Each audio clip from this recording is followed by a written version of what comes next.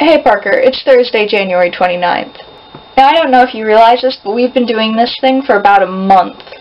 A month is like a crazy amount of time for me, like, we're at 29 days of doing this, we're almost at 30.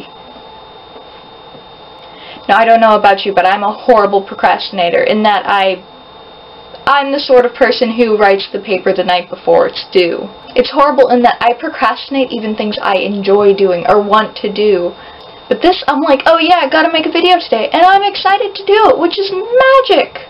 I went to my first psych lecture yesterday, after all the introductions were done and the teacher, went over that she's in fact not going to give us an easy break and that it's actually going to be a class and not just handing out A's. We had a discussion.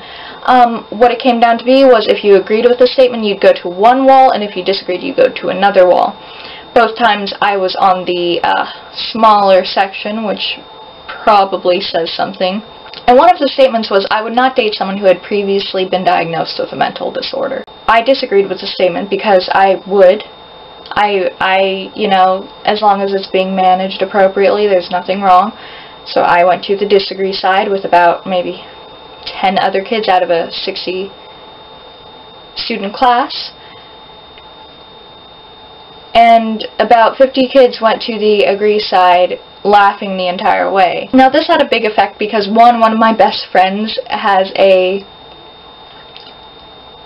not a mental disorder, but you would consider it a mental illness. She has pretty bad anxiety and gets panic attacks pretty regularly. And two, I myself have been on different medications for different mental illnesses, specifically depression. But still, I couldn't understand why these kids would laugh. Like, is the idea of chemical imbalances in the brain so stigmatized that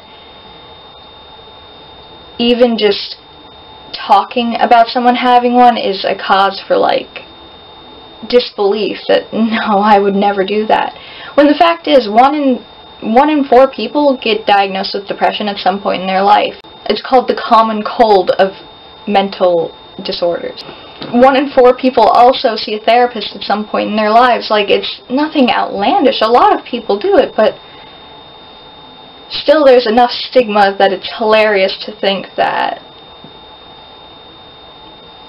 someone would never date someone with a mental disorder.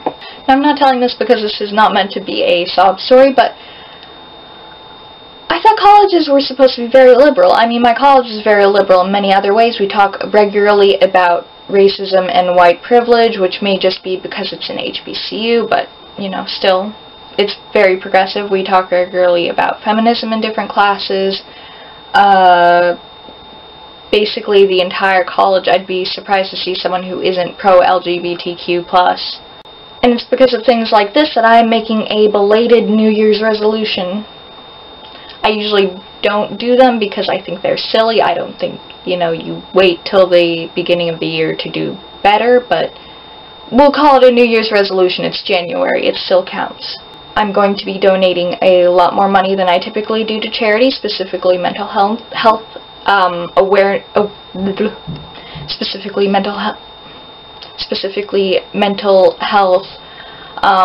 campaigns to raise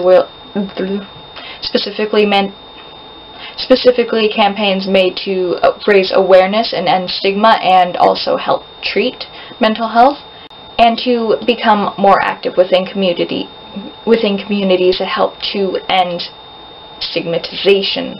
I know it's probably a little bit silly for me to think that, now is the time, but there's always time to do better. I'll see you tomorrow, Parker. DFTBA.